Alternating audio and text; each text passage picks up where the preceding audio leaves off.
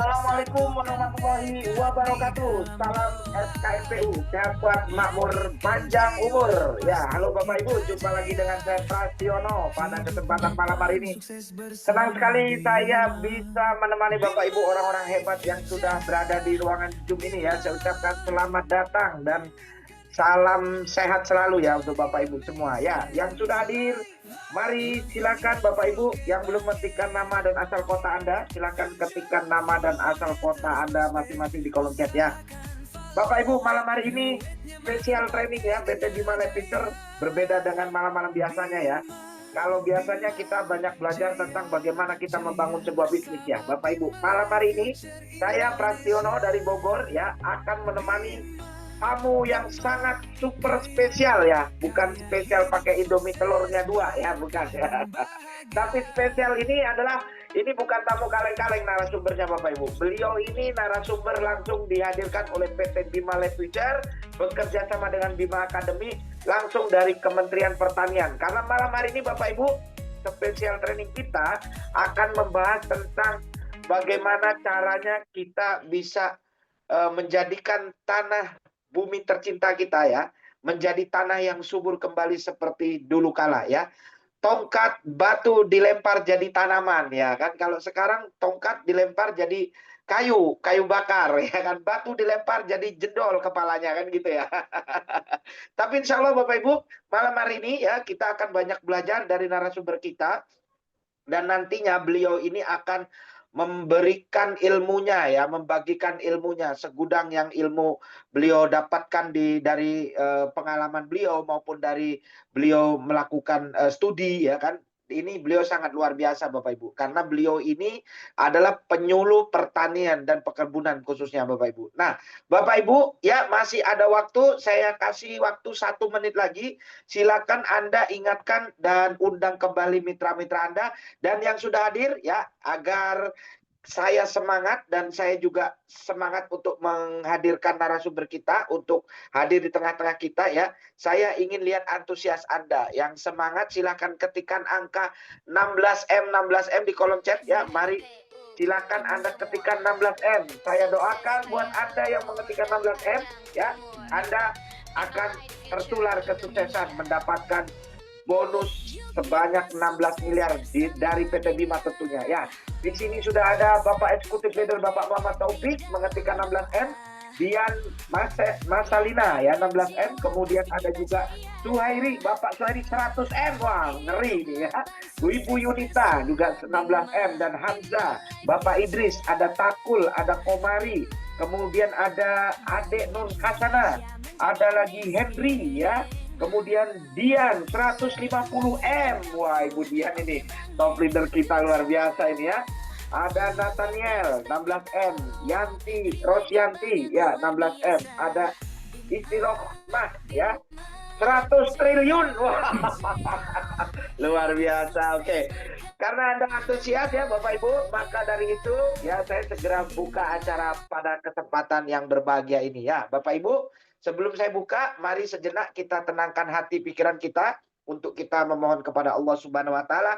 Semoga acara malam hari ini bisa menjadikan sebuah acara keberkahan untuk kita, menjadikan kita mendapatkan ilmu yang bermanfaat untuk diri kita, keluarga kita, dan orang-orang di sekitar kita ya.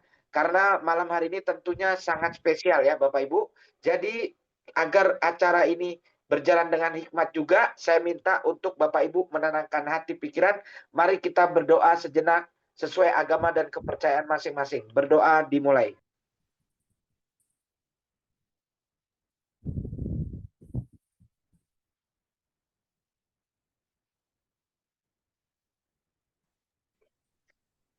Berdoa selesai? Ya, Bapak Ibu sekalian, seperti yang tadi telah saya spill ya di awal ya, bahwa malam hari ini itu kita trainingnya tidak membahas tentang sistem atau tentang bisnis Bapak Ibu.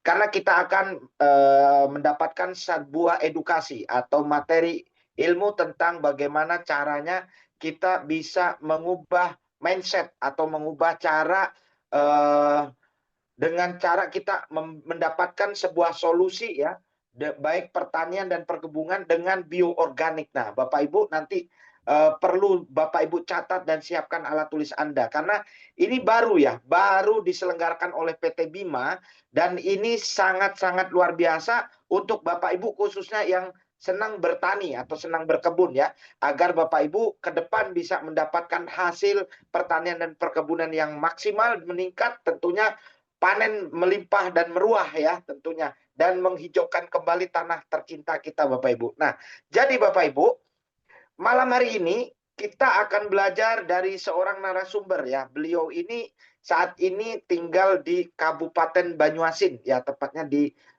Sumsel ya, Sumatera bagian selatan ya. Beliau ini aslinya dari Cilacap ya, dari Cilacap. Kemudian beliau karena berdinas dari kementerian ya, beliau ini dinas di Kementerian Pertanian ya, Kementan. Beliau ditugaskan di Kabupaten Banyuasin dan bertugas khusus untuk meneliti tentang kondisi tanah yang ada di Indonesia, khususnya wilayah Kabupaten Banyuasin dan umumnya untuk wilayah Palembang Bapak Ibu. Dan beliau berhasil membuat satu penemuan-penemuan tentang sejarah tentang pertanian maupun sejarah tentang kondisi tanah kita.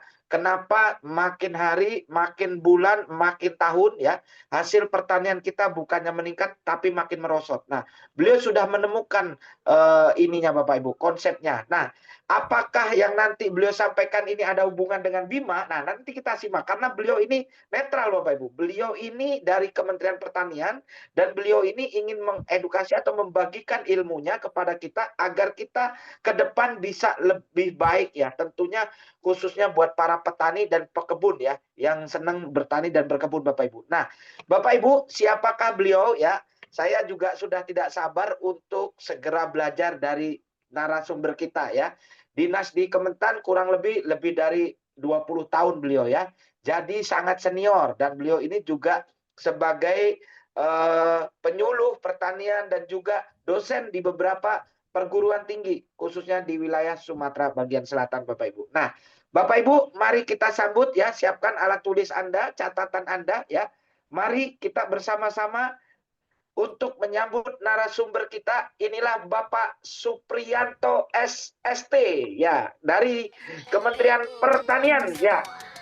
Kita persilakan untuk hadir dan bergabung di tengah-tengah kita. Ya, Bapak Supri. Halo.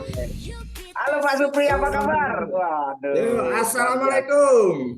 Waalaikumsalam warahmatullahi wabarakatuh. Lagi di tengah kebun jagung nih Pak Supri. Ya, ini kebetulan masih lihat-lihat tanaman jagung ini.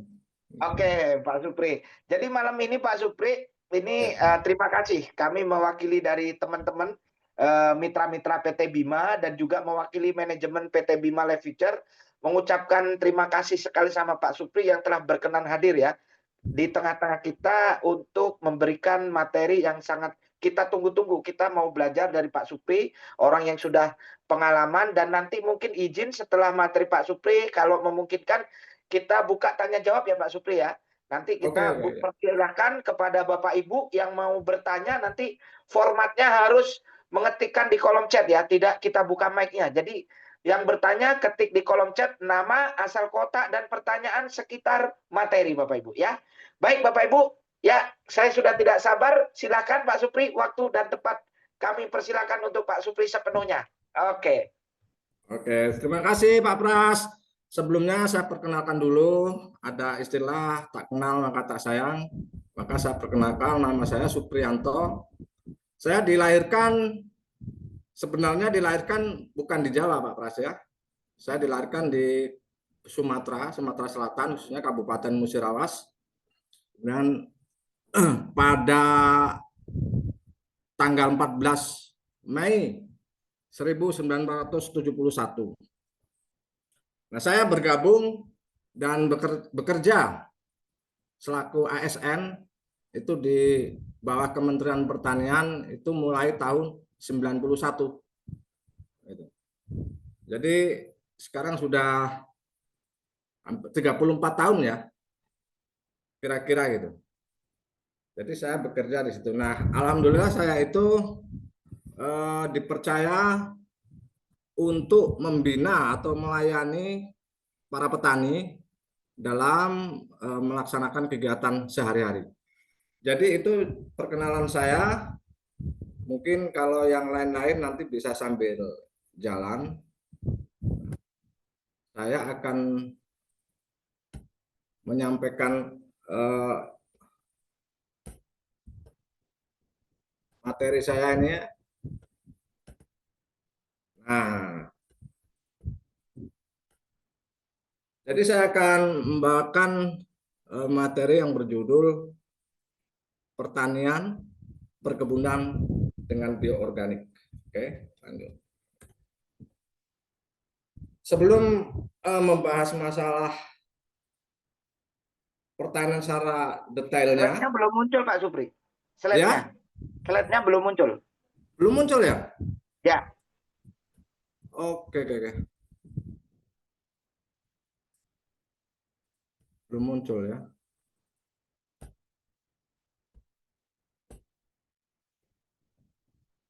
Ah, ya. Muncul belum? Sudah Pak Supri, cuman filenya belum keluar ya. File yang sudah keluar. Ya, sudah Pak Supri. Aman.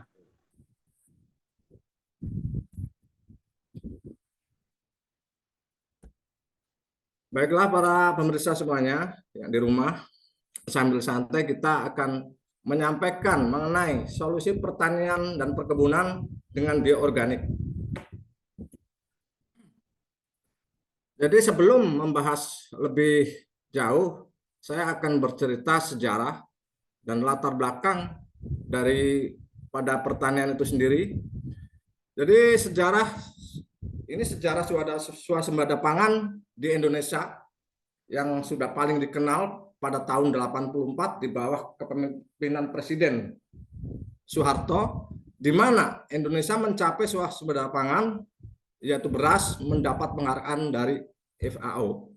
Meskipun begitu, sejarah swasembada pangan sudah dimulai sejak masa Orde Lama, sekitar tahun 59 sampai 63.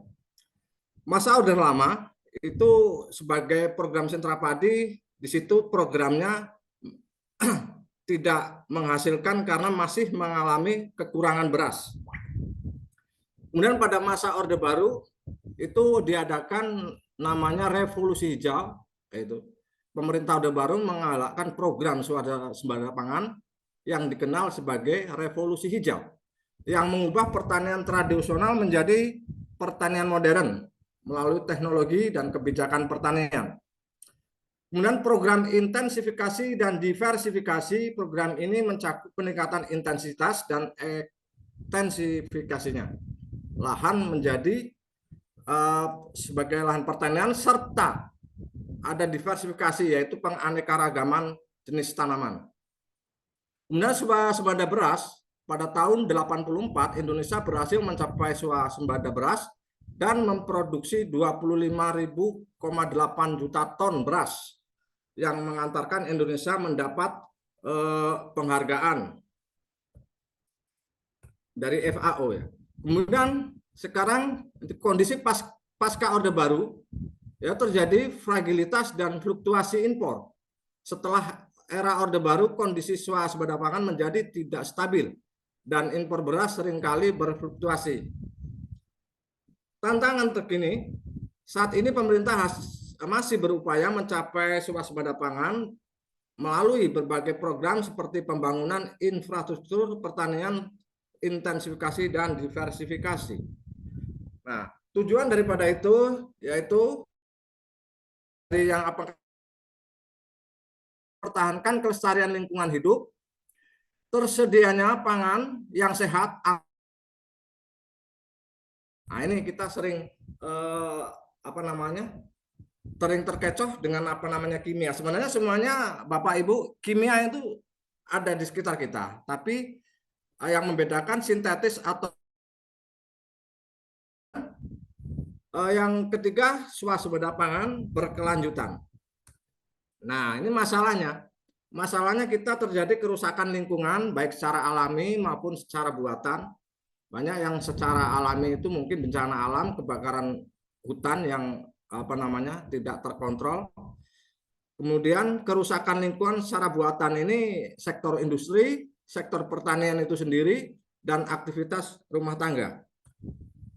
Nah, upaya dan tindakan untuk mewujudkan pertanian berkelanjutan ini ada konsep reuse dan recycle. Kemudian ada membenahi kerusakan fisik, kimiawi, dan biologi tanah. Yang ketiga, budidaya tanaman sehat. Yang keempat, integrated farming system atau sistem pertanian terpadu. Ini kebalik, upaya perlindungan terhadap agen hayati di dalam tanah. Nah, ini agen hayati itu sebangsa mikroba, tapi lebih spesifiknya ke jamur. Lanjut.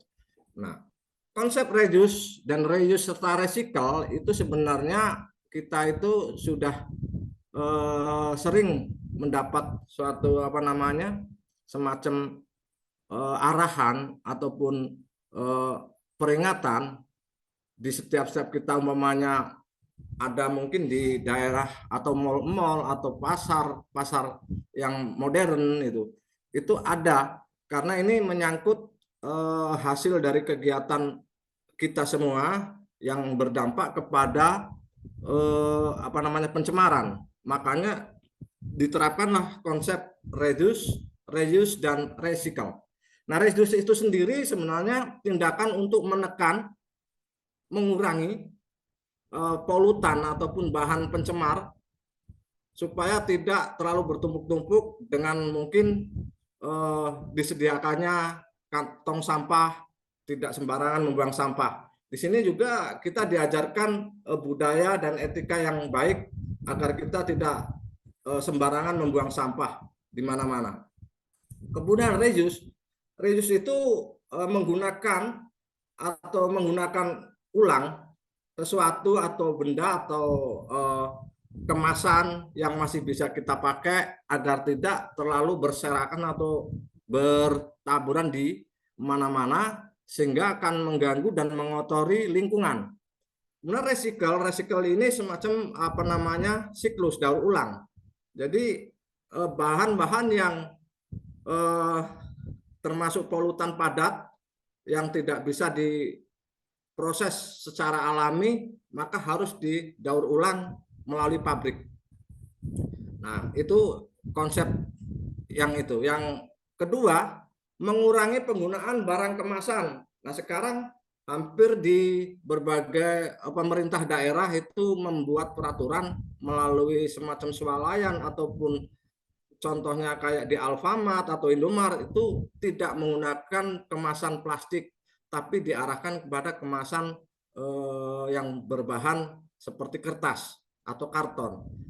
Yang ketiga, mengurangi jejak limbah manusia.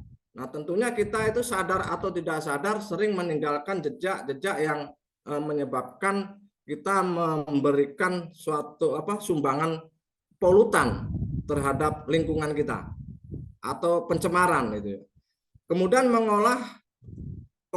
pengelolaan aktivitas pertanian. Nah, di sini pertanian itu harus dikelola sedemikian rupa supaya tidak terlalu banyak menimbulkan pencemaran. Contohnya yang sering menyebabkan pencemaran itu peternakan ini. Peternakan itu menyumbangkan CO2 yang sangat banyak atau ada gas ini yang kalau kita lihat sehari-hari ya dia bercampur amonia juga ya, itu yang baunya sengak itu. Jadi ada CO2, terus kemudian gas-gas dari sisa kandang itu, limbah-limbah itu akan menguap ke berbagai wilayah sekitarnya gitu ya. Itu sangat mengganggu, maka kita ada metode di sini nanti. Kemudian memelihara lapisan humus. Nah, di sini kita sering melihat ada praktik penggalian liar. Kita itu tanpa mengkontrol atau memperhatikan di mana posisi yang digali. Kadang terjadi seperti saya lihat itu di daerah Jawa, daerah yang ada jurang-jurang, mungkin dekat bantaran sungai, itu ada penggalian yang mengakibatkan rusaknya struktur tanah, Pak, sehingga mengakibatkan erosi dan lain-lain. Kemudian bioremediasi. Nah, ini bioremediasi ini salah satu dari penanggulangan secara biologi menggunakan perantara mikroba dan lain-lain. Kemudian praktek perkebunan organik sendiri suatu kegiatan yang tentunya tidak terlepas dari konsep-konsep pelestarian lingkungan hidup. Kemudian menghentikan pembuangan sampah ke tanah. Kita dari sini kita mulai belajar, kalau tidak dari sekarang kapan lagi. Kita itu kalau bersih juga kita enak rasanya kan. Kemudian membuang sampah di tempat khusus yang sudah tersedia, itu sudah banyak di mana-mana di kota itu mungkin banyak sudah disiapkan. Jadi kita belajar dari diri kita sendiri. Tanpa dimulai dari diri kita sendiri itu kayaknya agak sulit. Tapi kalau sudah kesadaran ditanamkan dari diri kita sendiri, dari anak-anak kita, dari masa dini kepada anak-anak, itu nanti akan menjadikan sebuah budaya. Oke, kemudian di sini ada kimiawi dan biologi pada tanah. Ini ketutup, maaf Pak Pras. Maaf ya. Ketutup.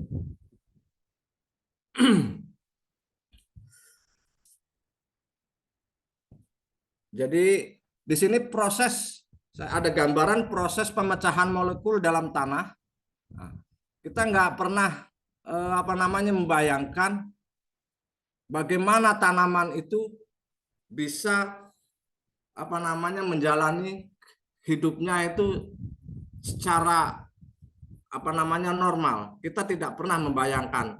Bahkan kita aja kalau umpamanya sehari-hari itu makan itu dari makanan yang biasa kita ini namanya makanan pokok, itu seperti nasi, itu tidak langsung menjadi semacam zat yang bisa diserap oleh tubuh kita. Itu lewat melalui proses pencernaan. Sama dengan tanaman juga. Tanaman itu lebih dikenal makanannya itu secara umum itu unsur hara atau sering kita sebut pupuk. Nah, pupuk itu sebenarnya kalau secara nggak bisa dimakan langsung oleh tanaman, tapi tetap membutuhkan namanya biologi tanah ataupun ada ekosistem di dalam tanah itu, sistem kehidupan. Jadi sistem kehidupan itu sering kita abaikan oleh para petani, itu mengabaikan, bahkan tidak sadar atau mungkin disengaja atau tidak sengaja itu menggunakan bahan-bahan kimia yang tidak ramah lingkungan atau pestisida, semuanya macam-macam bahan kimia itu tidak dikontrol. Jadi si tanah itu akan mengalami, kalau bahasanya itu tanahnya mati karena tidak ada kehidupan di dalamnya, mikroba, bahkan binatang-binatang tanah pun sudah tidak ada seperti cacing. Sesungguhnya Bapak Ibu semuanya, kalau kita belajar dari kelengkapan biologi tanah yang ada, itu sebenarnya kita tidak diwajibkan mengolah tanah. Karena pengolahan tanah itu sebenarnya kalau terlalu sering akan mengganggu kehidupan yang ada di dalam tanah, khususnya seperti cacing. Kalau cacing itu tidak kita dapatkan, itu sudah jelas tanda-tanda krisis bahwa tanah itu tandus. Padahal tanah itu sendiri sebenarnya di dalam tanah itu sudah ada tersedia, tapi dalam bentuk molekul-molekul ataupun kita sebut unsur hara. Karena tidak ada pelayan ataupun pasukan di dalamnya situ, tanaman tidak bisa berbuat apa-apa. Tidak bisa menikmati apa yang disebut dengan unsur hara. Nah, perlu Bapak-bapak, Ibu-ibu ketahui bahwa yang bisa menyediakan unsur hara itu menjadi makanannya tanaman, perlu Bapak-bapak, Ibu ketahui, tanaman itu tidak makan dalam bentuk unsur, unsur hara, tapi sudah terbentuk menjadi ion. Nah, ini. Jadi seperti hukum listrik ini, ion. Makanya di situ, di dalam tanah itu ada yang namanya kapasitas. Tanah memiliki kapasitas, ada dua, kapasitas tukar kation dan kapasitas tukar anion. Kapasitas tukar kation sendiri itu menukarkan muatan-muatan positif, kemudian kapasitas tukar anion itu menukarkan ion-ion negatif. Itu kira-kira. Jadi di sini saya lanjutkan proses pemecahan molekul di dalam tanah itu sendiri itu dilakukan oleh enzim. Nah, perlu ketahui di sini seperti enzim amilase, lipase, selulase, fosfatase, urease, fitase, dan kitinase. Ini salah satu sebagian kecil enzim. Sangat banyak enzim di dalam tanah.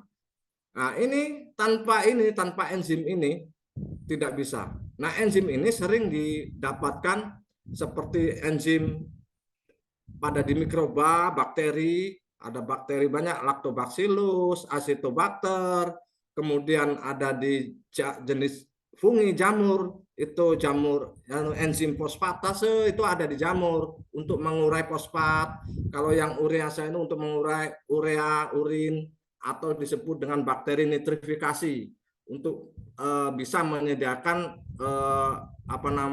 asam nitrat bisa menjadi asam nitrit bisa menjadi asam nitrat kayak gitu. Oke, lanjut. Nah, ini gambaran. Ini ilustrasi Bapak Ibu semua ya.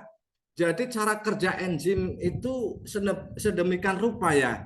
Jadi enzim itu salah satu ada pepatah mengatakan jadilah engkau seperti enzim, bisa terjadi mempercepat larut tapi tidak masuk di dalamnya. Nah, itu enzim. Enzim itu tidak akan tercampur di dalam suatu proses atau reaksi. Nah, ini cara kerja enzim ini terhadap material yang mau dipecah itu akan menjadi produk yang tersedia bagi tanaman atau menjadi ion. Ini gambarannya kayak gini. Nah, ini bisa Bapak Ibu lihat itu kan. Ini gambar ilustrasi ya, karena sangat kecil tidak bisa kita lihat ini enzim ini. Ini lebih kecil daripada bakteri. Bakteri aja nggak bisa kita lihat gitu. Oke, lanjut. Nah, ini mechanism of enzyme activity. Jadi aktivitas enzim, ini mekanismenya seperti ini. Jadi kelebihan enzim itu bisa membentuk material apa yang mau dipecah. Nah, itu. Dia akan membentuk kayak semacam puzzle-puzzle gitu loh. Jadi itu makanya sangat cepat. Dia sudah menyesuaikan diri gitu. Oke. Nah, ini budidaya tanaman sehat. Ini budidaya tanaman sehat ini seperti ini dari Kementerian Pertanian Bapak Ibu ya, bukan dari saya ini. Jadi konsep dari budidaya tanaman sehat itu sendiri di sini sehat, artian sehat itu yang bagaimana? Jadi metode memadukan teknologi budidaya berbasis ramah lingkungan untuk menghasilkan tanaman yang sehat dan aman buat siapa? Juga aman, selain aman buat tanaman, aman buat kita. Itu. Prinsip-prinsip utama budidaya tanaman sehat itu meliputi penggunaan bahan-bahan alami, pengolahan tanah yang baik, pemupukan yang bijaksana, dan pengendalian hama yang sifatnya berkelanjutan. Jadi bukan menggunakan bahan kimia, tapi kombinasi ada namanya terpadu, terintegrasi dengan pemaduan di dalam sistem kehidupan atau ekosistem. Nah, kemudian bahan alami pengolahan tanah yang baik ya dan pengendalian hama yang berkelanjutan. Dengan menerapkan prinsip ini, petani dapat meningkatkan kesuburan tanah, mengurangi ketergantungan pada bahan kimia sintetik. Nah, Bapak Ibu ya, kimia sintetik di sini Bapak Ibu ya. Jadi perlu dicatat supaya kita tidak tidak remang-remang gitu. Harus tegas. Anti kimia itu kimia yang mana dulu? Sebab kita kalau semua yang kita masukkan di dalam tubuh kita itu kimia semua. Cuman sifatnya ya jenisnya itu kimia organik, sedangkan yang dilarang oleh pemerintah itu kimia sintetis. Gitu. Dan di sini dapat melestarikan keanekaragam hayati, kan budidaya taman sehat itu berkontribusi pada pembangunan pertanian berkelanjutan dan menjaga keseimbangan ekosistem. Begini Bapak Ibu ya, kita boleh ini praktiknya ini di rumah Bapak Ibu. Mungkin tidak punya lokasi atau lahan yang luas, boleh Bapak Ibu. Saya dulu pernah melakukan pembinaan pada tahun 2010 itu persisnya di Kota Bogor, kalau nggak salah Kecamatan Ciomas itu ya. Saya pernah mengumpulkan ibu-ibu karena di sana rumahnya padat penduduk Bapak Ibu ya. Jadi saya memberikan pembinaan kepada ibu-ibu, sosialisasi bagaimana pemanfaatan pekarangan depan rumah seperti teras yang nganggur itu kita buatkan dijadikan hiasan tanaman itu, membuat warung hidup. Nah, supaya kita nggak cenderung beli ke warung, itu cari sayur beli ke warung, kita bisa dihasilkan dengan aman, bebas kimia, ramah lingkungan. Itu ini sebenarnya harapannya. Nah, tapi nggak usah khawatir, walaupun lahannya sedikit, ini bisa secara kontinuitas kita hasilkan seperti tanaman sayuran yang pendek, kangkung, pakcoy, caisin dan lain-lain itu umurnya pendek, itu bisa kita melaksanakan kontinuitas ya. Oke, lanjut. Nah, ini integrated farming system itu adalah sistem pertanian terpadu Bapak Ibu ya. Pertanian yang terintegrasi, di sini ada peternakan, ada perikanan, ada perkebunan, ada juga pertanian tanaman pangan, hortikultura. Di sini kenapa ini sangat dianjurkan, bahkan ini salah satu yang sudah dikampanyekan itu di FAO ya, dari ada organisasi PBB ya. Integrated farming system ini atau yang disebut dengan sistem pertanian terpadu itu pendekatannya itu mengintegrasikan kegiatan pertanian, peternakan, perikanan dan memaksimalkan efisiensi sumber daya. Jadi sumber daya itu kita kelola secara efisien, meningkatkan kesejahteraan petani serta memastikan berkelanjutan pertanian. Nah, di sini limbah-limbah dari kegiatan pertanian atau peternakan itu bisa terjadi terintegrasi. Limbahnya pertanian bisa jadi makanan ternak, kemudian limbahnya peternakan bisa jadi makanan tanaman. Itu terus ada sirkulasi. Jadi untuk tingkat pencemarannya itu sangat kecil sekali Bapak Ibu ya. Jadi ini kenapa ini disarankan? Karena ini secara skala kecil kita sudah menciptakan ekosistem. Nah, selama ini perlu Bapak Ibu ketahui, rantai daripada kehidupan di sekitar kita itu banyak yang terputus, maka kita kadang-kadang sering terjadi seperti ada satu contoh, dulu ada kejadian kisaran tahun 2009 2010 itu di daerah Jawa itu ada ulat bulu. Ada wabah ulat bulu. Ini contoh, ini kejadian. Itu salah satu dari ekosistem yang rusak Bapak Ibu ya. Nah, seperti belum lama ini terjadi belalang Bapak Ibu ya, belalang kumbara, belalang yang jumlahnya itu jutaan. Itu terjadi itu di mana-mana, itu karena habitatnya sudah rusak, kemudian secara ekosistem musuh alaminya dia sudah nggak ada. Jadi Bapak-bapak, Ibu-ibu, ini kalau memang kita tahu dengan konsep pelestarian lingkungan hidup, kita sebenarnya seperti semut contohnya, itu sebenarnya salah satu hewan kecil tapi kadang menjengkelkan Bapak Ibu ya. Kita harus sadari itu betapa pentingnya semut. Kalau kita musnahkan semua di sekitar kita, maka tidak ada kontrolnya terhadap seperti hama ulat, yang lain-lain, kepi dan sebagainya. Karena telurnya itu tidak ada yang makan Bapak Ibu ya.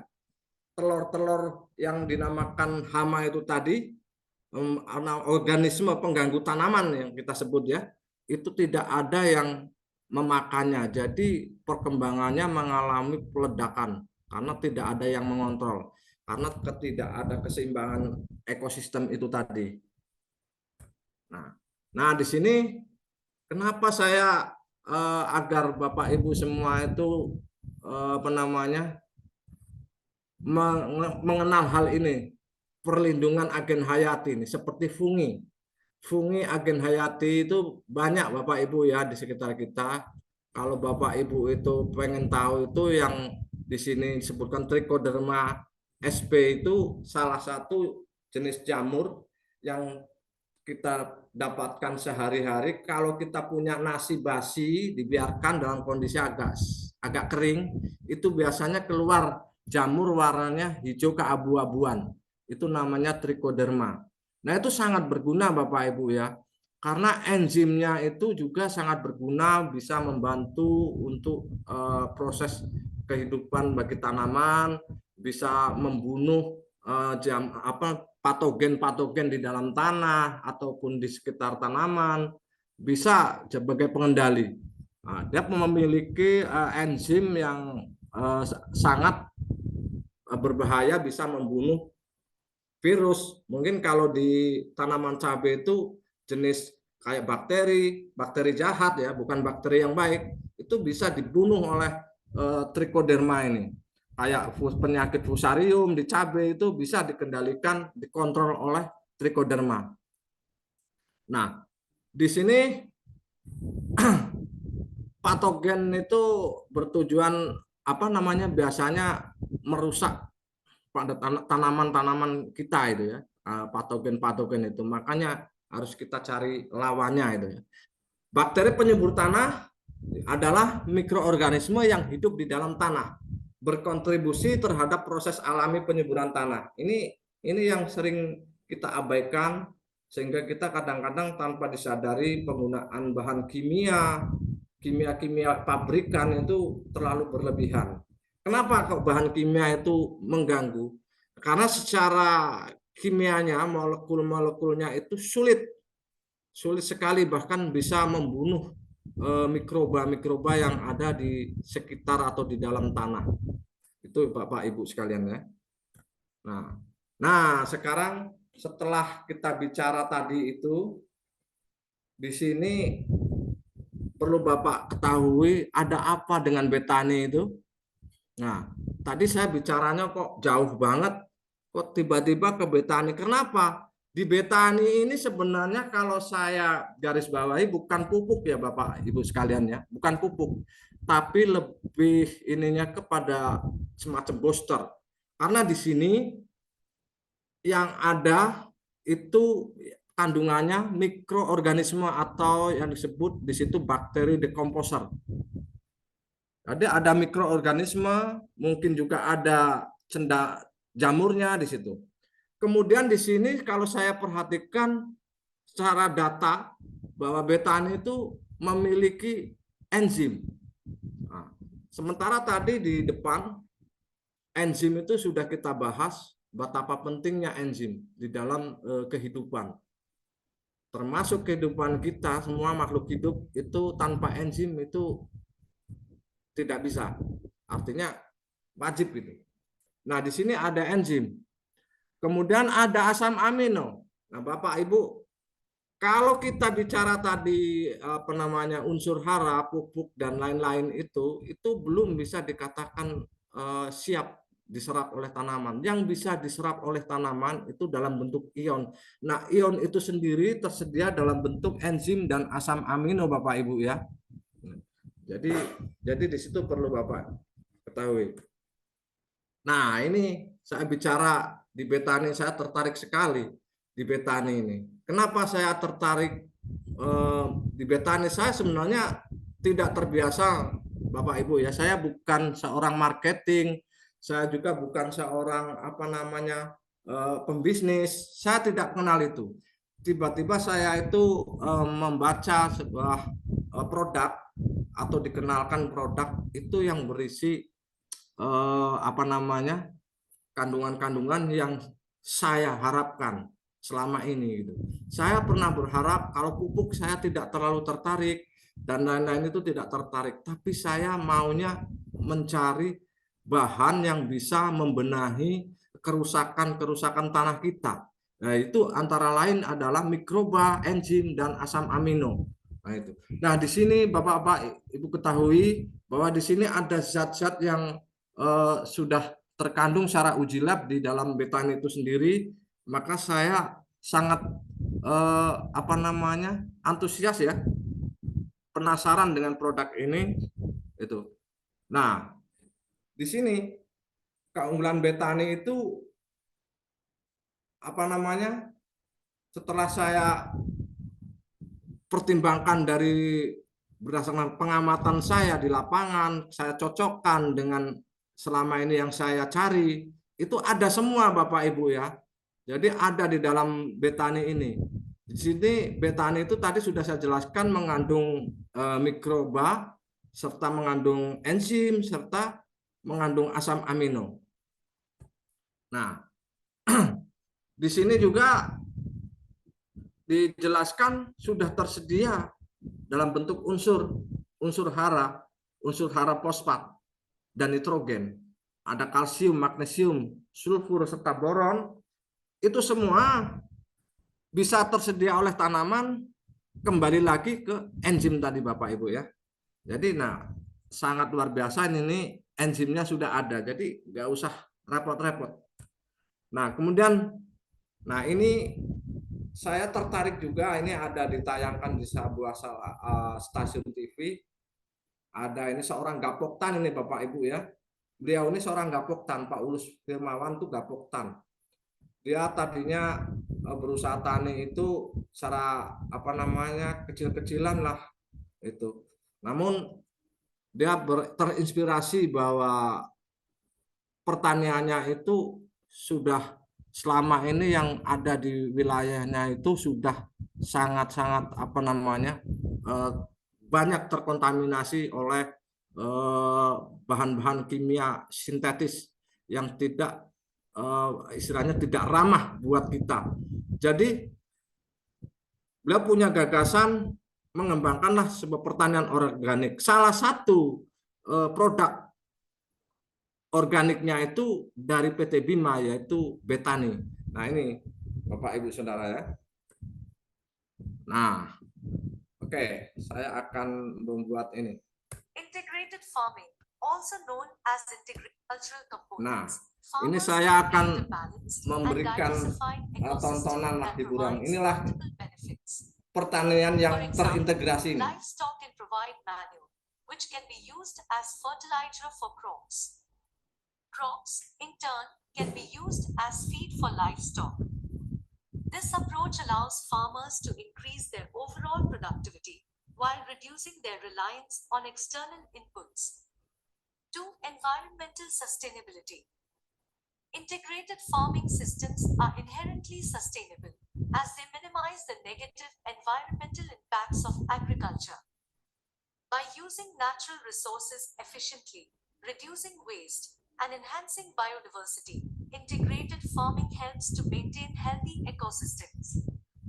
This, in turn, helps to protect the soil, water, and air, which are essential for the long-term viability of agriculture.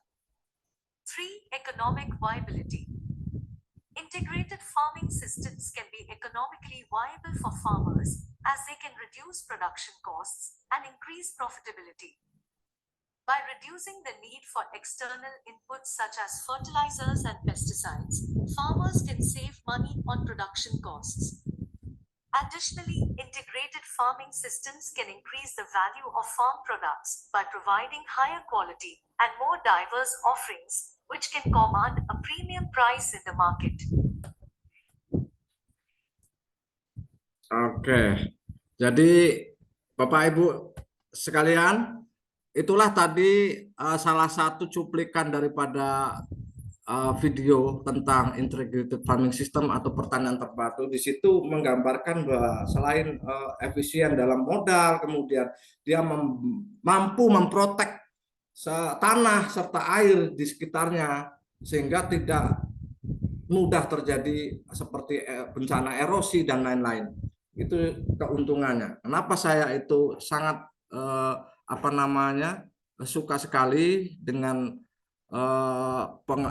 teknologi pertanian organik, kemudian ada keterpaduan secara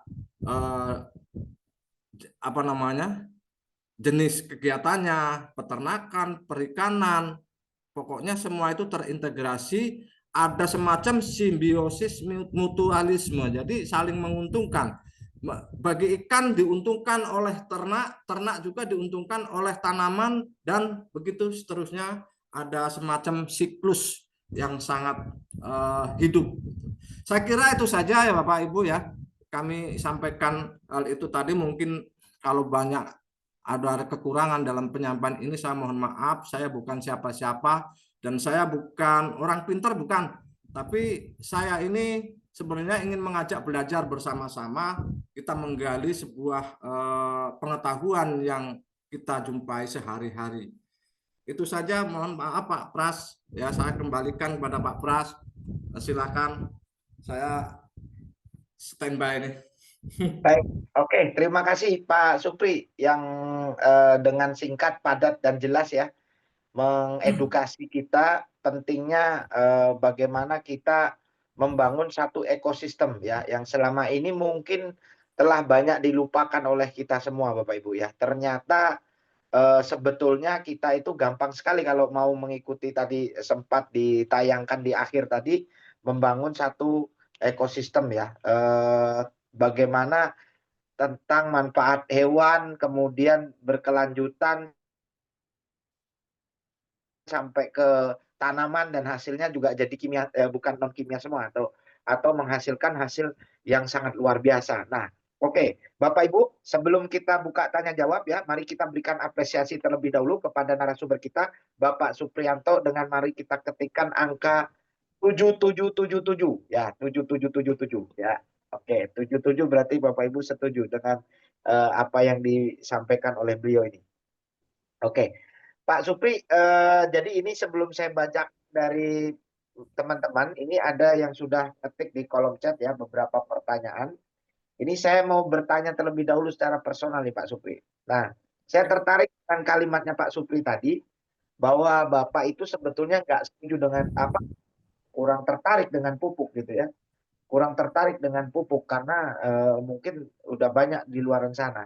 Nah, yang saya mau tanya, kenapa selain enzim dan asam amino yang tadi Bapak sampaikan, apa yang perbedaan yang ada dibanding dengan produk-produk di luar sana, Pak Supri, dibandingkan dengan yang ada di kandungan daripada Betani? Karena tadi kan Pak Supri menyampaikan ada kandungan yang hasil labnya ditampilkan, kita lihat bersama. Terus perbedaan yang sangat signifikan dibanding produk lain, artinya mungkin belum ada produk lain yang dimiliki selain yang ada di Betani kandungannya. Sehingga Pak Supri memutuskan untuk saya pakai produk ini dan saya budidayakan produk ini, Pak Supri. Boleh dijawab dulu, Pak Supri. Oke, jadi gini ya, mohon maaf ini ya, saya bukan berarti mengesampingkan yang namanya pupuk, karena sesungguhnya secara historikal itu tanah kita itu sudah bertonton diaplikasikan pupuk secara kimia. Nah, permasalahannya sekarang, fakta yang ada di lapangan itu terjadi semacam apa ya, tumpukan-tumpukan molekul-molekul pengikat.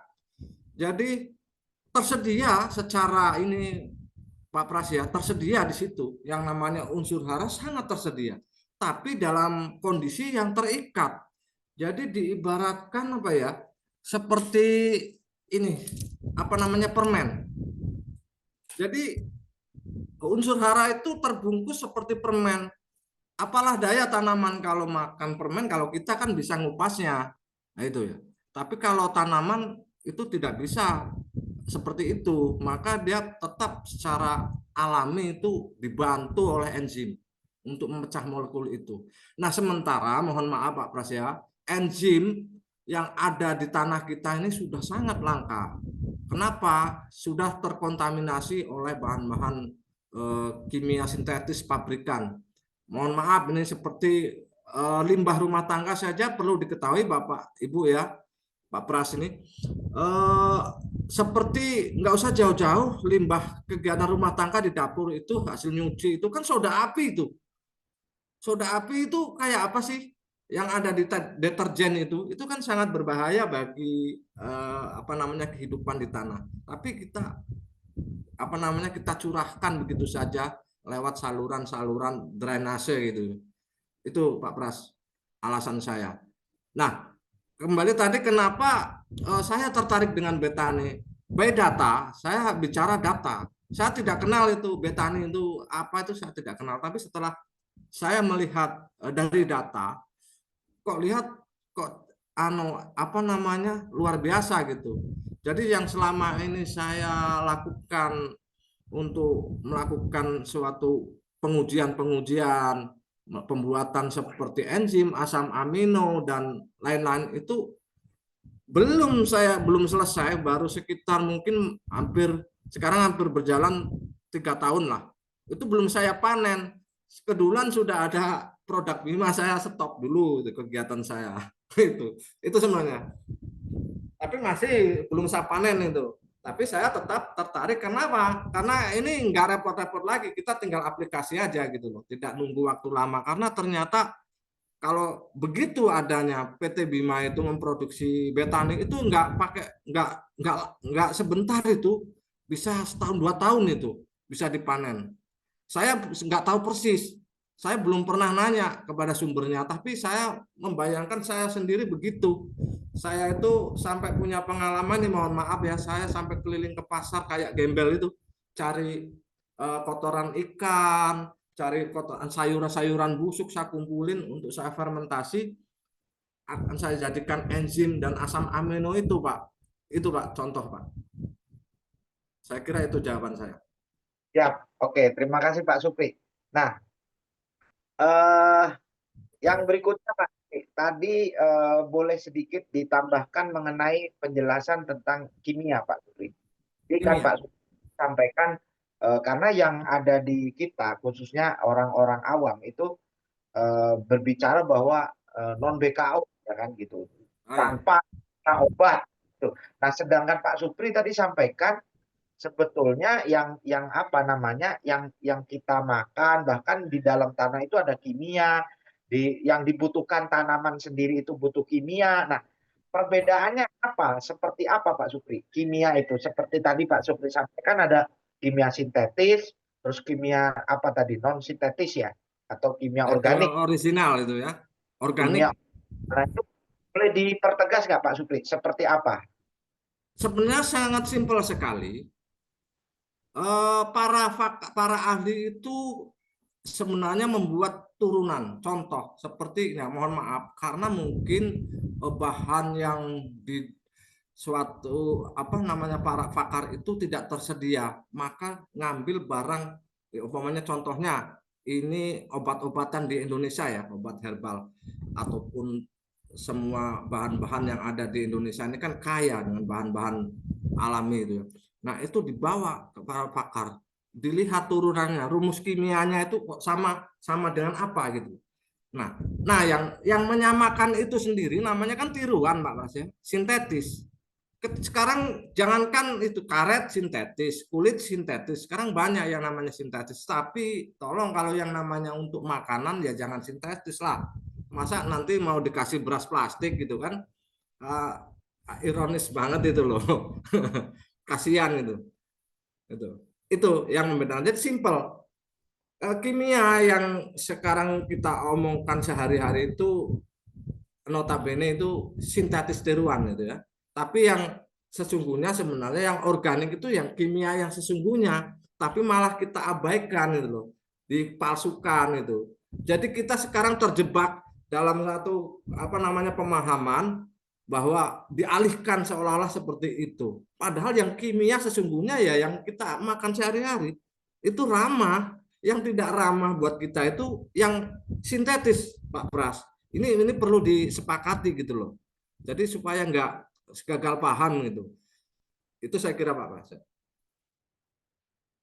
Siap Pak Supri, baik terima kasih atas jawabannya. Ya, berikutnya saya akan bacakan ini pertanyaan dari audiens Pak Supri. Dari Bapak Hamzah ini. Beliau Ya, bertanya panjang sekali nih ya pertanyaannya. Jadi beberapa ini kaitannya dengan kementerian ini Pak Supri. iya, iya, Oke, iya. ya. Roman narasumber, pertanyaan saya adalah apa pertimbangan pemerintah khususnya Kementerian Pertanian atau Kementan hingga saat ini masih mempertahankan kebijakan pengadaan pupuk subsidi yang berbahan kimia. Nah, padahal kita menyadari bahwa pupuk kimia memiliki risiko cukup tinggi terhadap dunia pertanian kita seperti merusak kesuburan tanah yang kurang baik untuk berkelanjutan pertanian di masa depan. Nah, beberapa jenis pupuk yang bersubsidi pemerintah mencakup urea, NPK, formula khusus organik seperti yang disebutkan dalam kontrak pengadaan penyaluran pupuk subsidi tahun 2005 antara Kementan dan Pupuk Indonesia Holding Company. Namun proporsi dan fokus pada pupuk organik masih menjadi pertanyaan. Mohon penjelasan Bapak narasumber mengenai alasan dan strategi pemerintah dalam menyeimbangkan kebutuhan pertanian dengan dampak lingkungan dan penggunaan pupuk kimia serta upaya apa yang dilakukan untuk meningkatkan penggunaan pupuk organik di Indonesia. Terima kasih. Ya, wah bagus sekali ini pertanyaannya. Saya tertarik ini. Kalau andai kata semua masyarakat Indonesia pola pemikirannya kayak gitu, wah seneng. Seneng. Gini, ini saya setuju dengan pertanyaan Bapak siapa tadi ya? Bapak Hamzah, Bapak Hamzah. Pak Hamzah ya, Pak Hamzah ya. Terima kasih Pak Hamzah. Ini pertanyaan yang sangat saya tunggu-tunggu yang seperti ini. Sama ini. Begini Pak Hamzah, ini perlu saya apa namanya sampaikan secara detail. Kenapa pemerintah kok masih berkutat di bahan kimia ya? Nah, perlu Pak Hamzah atau Bapak semuanya itu sadari. Karena kesadaran masyarakat kita itu ke situ bukan semuanya nggak punya kesadaran, bukan ya? Ini nggak usah percaya atau tidak. Kalau di stop keran pupuk subsidi, demo Pak. Benar ini demo. Siapa yang mengendalikan nanti? Yang bisa mengendalikan demo itu. Makanya kita perlahan memberikan kesadaran itu dari bawah dulu. Dari bottom up gitu. Kita nggak top down. Itu apa namanya? Dari bawah kita serangannya ini. Nah, salah satu praktisi saya inilah yang punya tugas menyerang dari bawah. Bukan berarti saya itu pro pemerintah, bukan. Tapi saya sebenarnya sayang dengan alam ini karena saya juga pengen menikmati hidup yang sehat gitu loh. Bahkan saya jujur aja kalau makan barang beli beras saya milih. Ini contoh, milih mana? Milih petani saya yang budidayanya organik. Saya sudah punya channel gitu. Nah itu, bukan saya sentimen atau bukan. Ini makanya sulit sekali Bapak Ibu ya kita memberikan saran kepada orang yang sebanyak ini petani seluruh Indonesia itu tidak semudah membalik telapak tangan. Kalau di stop telat 5 hari aja ribut pupuknya itu di stop. Ini saya sendiri karena kebetulan saya ini sekaligus yang mengontrol peredaran pupuk dari kementerian dari ini ke petani itu saya mengontrol. Saya tahu diselewengkan kemana saya tahu Pak. Jadi saya ada suatu aplikasi atau sistem yang sudah saya pegang. Nah jawabannya itu pemerintah belum siap menghadapi demo yang besar-besaran. Kalau petani yang demo itu waduh luar biasa bahayanya. Tapi kalau masih demo-demonya kayak ya bukan berarti kita menghina ya mahasiswa apa itu masih bisa kalau namanya petani nggak urusan. Pokoknya pupuknya harus disediakan gitu loh. Nah itu. Itu kira-kira jawaban yang paling simpel. Ya, oke. Gimana? Siap, Pak Supri. Sebetulnya berarti kalau terkait jawaban tadi, pemerintah sadar ya bahwa bahan kimia, pupuk kimia yang disampaikan atau disediakan atau disubsidi oleh pemerintah itu nggak baik. Sebetulnya tahu ya pemerintah ya. Tahu, makanya kan saya dulu punya usulan kepada kementerian itu, saya minta pupuk subsidi itu dicabut, tapi subsidi dialihkan ke produksi. Kenapa subsidi dialihkan ke produksi? Jadi kalau subsidinya itu ke produksi, petani itu masih semangat menanam karena hasilnya bisa dijual mahal.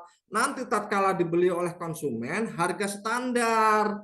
Ini kan sekarang sulit mengaturnya. Pemerintah beli mahal, konsumen maunya beli murah. Coba gimana? Makanya pemerintah itu saya juga sebenarnya pemerintah senang kalau petani sudah nggak mau pupuk subsidi itu senang.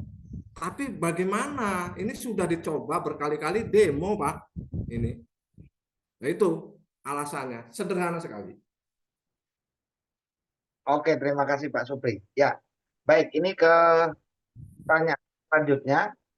Ini dari Pak Toding ya, dari Pak Toding. Ya. Itu pemakaian betani apakah bisa membuat daun padi kering sebelum panen pada waktunya? Eh, Oke, saya jawab. Kalau di dalam by data, saya bicara data ya Pak, karena saya tidak kenal persis apa itu betani, tapi saya hanya melihat data secara deskripsi itu betani itu ada kandungan mikroorganisme, bahkan di situ di dalam spesies dekomposer ya, masuk ke golongan dekomposer. Kemudian ada enzim, ada asam amino. Saya merekomended ya, saya merekomendasikan itu bisa sebagai inang atau sebagai apa ya kalau di dalam fermentasi itu bisa untuk fermentasi Pak, baik fermentasi secara terbuka atau fermentasi secara tertutup atau yang disebut anaerob. Nah, itu. Jadi itu bisa. Saya recommended itu tentang betani. Kalau dilihat by data ini loh, Pak Pras, kalau berdasarkan by data ya. Jadi ada dekomposer di situ. Jadi betani itu tidak langsung diaplikasikan ke tanaman begitu enggak. Bisa untuk bahan fermentasi, proses pelapukan bahan organik itu bisa. Karena sudah komplit ada enzimnya, ada asam aminonya itu sebagai katalisator dalam proses reaksi itu mempercepat enzimnya itu. Kemudian kalau si dekomposer itu sendiri sudah jelas itu pasukan untuk mengurai bahan organik. Kalau yang tadi itu tanaman padi atau sisa tanaman padi? Coba Padi, Pak. diperjelas. Hah? Tanaman padi. Oh, tanaman padi. Oh, maksudnya tanaman padi bisa cepat mengering itu daunnya gitu ya? Betul.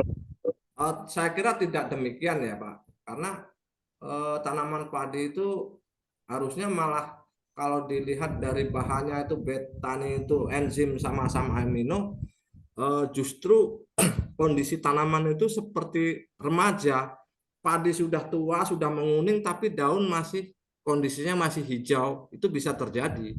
Kenapa? Karena pertahanan kerusakan selnya itu dijaga betul. Ini kalau secara konsepnya ya, kalau lihat cara ininya, saya tidak tahu persis betani ini bagaimana cara kerjanya, tapi saya bicara berdasarkan data. Itu saya kira, Pak. Oke, ya. Baik Pak Supri, ini selanjutnya saya bacakan pertanyaan berikutnya dari Makassar ya, Ibu Maulia. Nih pertanyaannya bagus nih Pak Supri. Apa ya? Pak, kita dilakukan untuk mengatasi hama padi, semisalnya tikus yang makin dibasmi makin kebal, makin merajalela. Jadi Ya, ya. Bagus itu pertanyaannya. maksudnya gini Pak Supri, sementara kita menghindarkan bahan kimia sintetis atau kimia buatan, kan, Betul. tapi sekarang kita dihadapkan dengan hama. Nah pertanyaannya, ini bisa nggak ngatasin urusan begitu gitu loh Pak Supri? Urusan hama apa ya? Betani kan seperti macam booster ya, info dari Pak Supri, dan dia kandungannya untuk membedah tanah, kirimkan pasukan untuk memecah molekul-molekul, ya kan? Kemudian menghidupkan unsur hara dalam tanah kan gitu kan, dari kandungan-kandungan yang Pak Supri sampaikan tadi. Tapi ini pertanyaan bagus. Bagaimana betani apakah bisa mengatasi hama sementara kita satu sisi programnya menghindarkan kimia sintetis atau kimia buatan. Nah, silakan Pak Supri. Oke. Pak Pras bisa melihat background saya? Sebelum saya jawab pertanyaan Ibu, bisa melihat background saya di tanaman jagung itu ada apanya? Ada kayak plastik Pak Supri. Oke, itu adalah salah satu pagar untuk pengendalian tikus secara mekanikal, bukan kimia. Nah itu ya. Tapi tadi disebutkan oleh Ibu itu tidak boleh menggunakan bahan kimia, tidak begitulah istilahnya, tidak terlalu saklek lah gitu. Kita nggak terlalu saklek. Oh jangan menggunakan bahan kimia, tapi ada caranya. Kalau penggunaannya itu secara apa namanya tidak meluas, satu contoh ini tikus itu kan ada tempat, bolehlah umpamanya di daerah ada sarangnya, ada lubangnya, bahkan jalannya, kita pasang semacam trap. Trap itu mungkin menggunakan racun, tapi dia dibantu dengan pelumas kayak apa ya namanya yang untuk pelumasan di hidrolik itu, Oli, stem kayak gemuk itu apa ya? oli, iya Yang gemuk. kayak minyak rambut itu. Nah itu bisa, itu nanti dikombinasi dengan racun sistemik tikus. Mungkin kalau Ibu itu dengar ada pospit. Ini kan kalau ditaruh di suatu tempat atau bambu yang dipotong untuk sebagai tempat jebakan dia untuk nginap, kemungkinan tikus itu nggak berani pulang karena jauh kan, nginap. Nah, itu di tikus, ini kepalaan saya bahas itu nanti di lubang di bambu itu diolesi stempet itu tadi ataupun minyak itu yang dicampur dengan fosfit. Nanti badannya dia akan tersenggol, apa terkena, terpapar olehnya itu tikus itu secara sosialnya itu sangat bagus. Nanti kawannya itu ikut bersihkan itu. Kawannya itu saling ikut bersihkan karena kawannya kotor kena racun itu tadi. Nanti mati semua itu. Tapi kimia itu tidak terpapar langsung ke tanaman atau ke tanah kita. Itu yang lebih aman. Tapi kalau disebarkan di mana-mana, bahkan kita aplikasikan ke tanaman, itu sangat tidak dianjurkan di dalam hal ini. Itu karena itu akan meracuni tanaman, tanaman juga nanti akhirnya akan meracuni kita. Itu jawabannya Pak Pras. Oke, siap, siap. Ya, ini pertanyaannya bagus. Jadi memang apa namanya pertanyaan kontroversi. Jadi pro dan kontra antara Ya, menghindari kimia dan harus tetap menggunakan kimia karena adanya serangan hama, kan gitu ya. Jadi ya, inti kita dari pertanyaan tadi kita boleh menggunakan kimia tapi tidak pada tanamannya ya Pak Supri ya. ya Mungkin betul.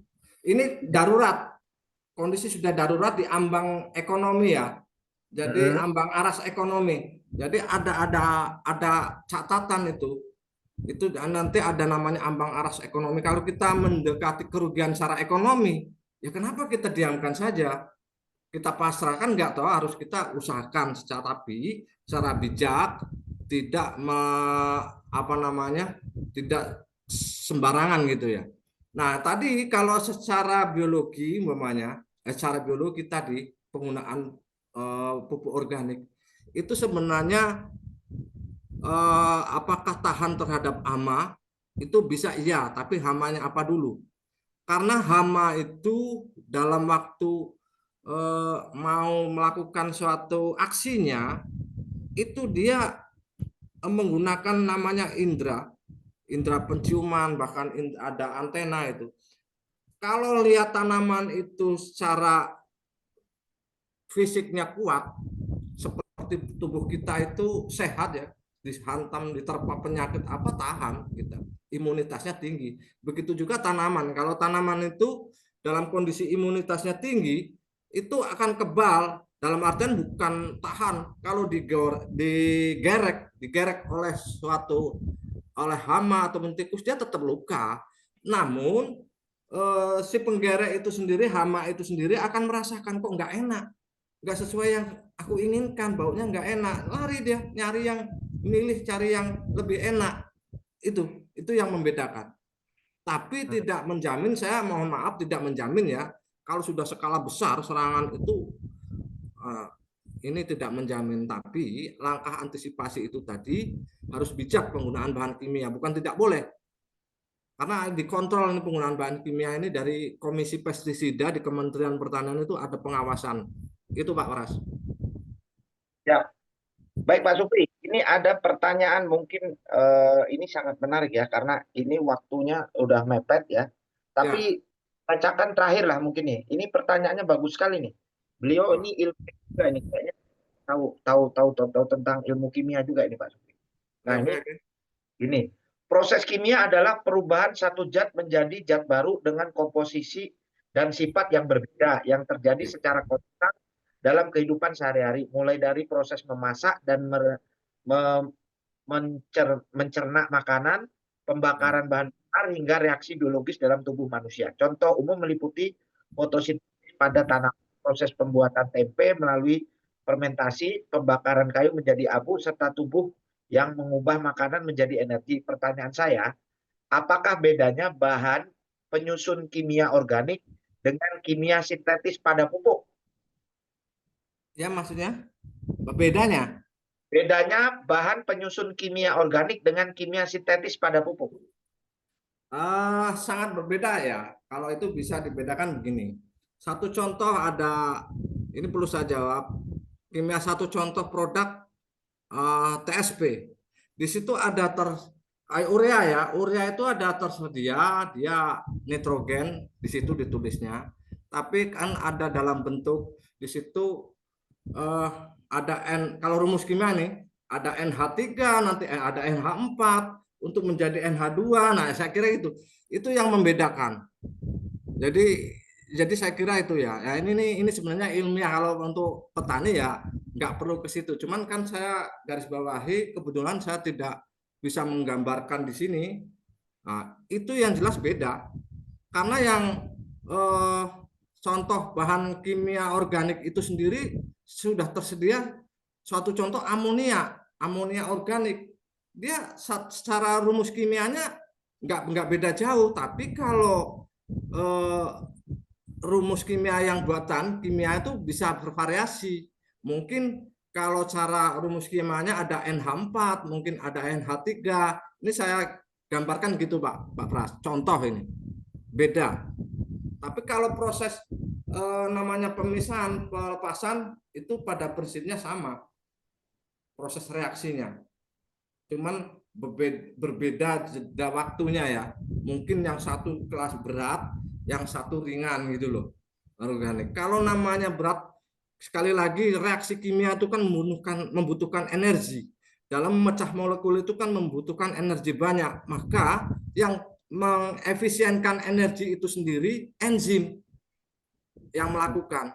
Enzim salah satu tindakan untuk efisiensi dalam proses reaksi kimia, Pak. Itu terima kasih, Pak. Siap. Oke, jadi balik lagi ya, Ya, ujung-ujungnya tetap enzim dan enzim itu ternyata ada di betani, ya kan ya, gitu Pak. Dan ya enzim betul. itu ada di betani dan betani dilengkapi dengan asam amino, dilengkapi kandungan-kandungan lain yang eh, bisa meningkatkan kualitas maupun meningkatkan hasil panen begitu ya Pak Supriya. Iya, ya. Oke, baik. Baik, Pak Supri sebetulnya masih banyak pertanyaan yang belum terjawab ini. Antusias dari peserta ini cukup luar biasa ya. Dari pertanyaan makin malam makin banyak yang nanya. Tapi karena waktu kita dibatasi Pak Supri, kita harus menghargai waktu dan juga menghargai teman-teman kita yang ada di bagian Indonesia bagian timur ya. Di Oh iya, sana iya. mungkin Sudah malam di buat sana itu. ya, mungkin udah jam 11 Pak Supri. Iya, Makanya ya. ini beberapa pertanyaan yang belum terjawab atau belum kita diskusikan malam ini, mungkin insya Allah kita rangkum dan nanti saya coba sampaikan ke Pak Supriyanto nanti mungkin di kesempatan hari kalau kita ada waktu lagi bisa kita bahas di kesempatan hari acara berikutnya atau mungkin nanti kita bisa lakukan jawaban melalui WhatsApp group ya dari teman-teman PT Bima Life Future. Baik, terima Ya, kasih atas ilmunya malam hari ini ya. Sukses ya selalu, sama-sama, Mas. selalu tetap terus berkarya untuk membangun bangsa menjadi hijau kembali, membangun bangsa menjadi subur kembali, dan tentunya dengan konsep yang Pak Supri sampaikan tadi, kita kembali ke bioteknologi ya, kembali ke bio pertanian, bio perkebunan dengan konsep yang alami ya. Oke, terima kasih Pak Supri, tetap sehat dan salam buat keluarga. Semoga sukses dan juga semoga selalu diberkahi oleh Allah Subhanahu wa taala. Baik Bapak Ibu Amin. sekalian, ya malam hari ini kita telah usai. Alhamdulillah kita sudah banyak belajar dari narasumber kita Bapak Supriyanto, seorang pembicara. Beliau juga penyuluh dari Kementerian Pertanian yang memang sebetulnya saya masih ingin banyak ya belajar dari beliau, tapi karena kita dibatasi waktu Bapak Ibu, dan kalau Bapak Ibu setuju acara seperti malam ini kita adakan lagi ya, saya minta Bapak Ibu ketikkan angka 777 di kolom chat sebanyak-banyaknya. Ya, kalau memang antusiasnya banyak ya, nanti kita coba atur kali nanti bisa membahas tentang enter mungkin enzim ternak, karena kaitannya dengan tadi ya Pak Supri tadi sampaikan bagaimana pertanian secara terpadu ya, simbiosis mutualisme. Jadi ini bisa bagus ini nanti penggabungan antara betani dan enter. Nah ini sangat bagus ya. Kalau setuju Bapak Ibu silakan ketik angka 7. Wah, ini 7-nya banyak nih. Jadi insya Allah nanti kita atur ulang ya, kita ajukan lagi ke Bima Akademi, ke PT Bima Life Future untuk Pak Supri berkenan untuk membagikan ilmunya lagi kepada kita semua. Baik Bapak Ibu semua, terima kasih atas perhatian Anda ya. Kami atas nama panitia yang bertugas mohon maaf ya, dan mohon undur diri apabila dalam penyajian materi malam hari ini atau penyajian acara malam hari ini ada kekhilafan atau kesalahan dari baik kata maupun bahasa kita, dan juga apa-apa yang disampaikan oleh narasumber kita. Ya, kami mewakili PT Bima Life Future dan Bima Academy mengucapkan terima kasih, salam sehat dan salam sukses. Dan terakhir Bapak Ibu, buat Anda yang penasaran ya seperti apa dahsyatnya betani ya, seperti yang tadi disampaikan narasumber kita, ternyata semua tanaman butuh enzim, ternyata semua tanaman butuh asam amino, dan itu baru ada di betani, dan betani baru ada di PT Bima. Jadi Anda silakan menghubungi orang yang mengundang Anda ya. Jadi yang baru hadir, oh ternyata, nah pengen tahu nih. Jadi jangan percaya dengan Pak Supri, jangan percaya dengan saya. Bapak Ibu coba, jadi segera coba dan hubungi orang yang mengundang Anda ya. Terima kasih atas perhatian Anda, dan insya Allah kita akan berjumpa di kesempatan acara berikutnya. Wabillahi taufiq wal hidayah. Salam. Waalaikumsalam warahmatullahi wabarakatuh. Kita foto bersama Pak Pras. Pak Supri, Oke, Pak. buka kamera. Iya, ini saya buka, Pak. Ayo Bapak Ibu silakan buka kamera. Kita foto bersama.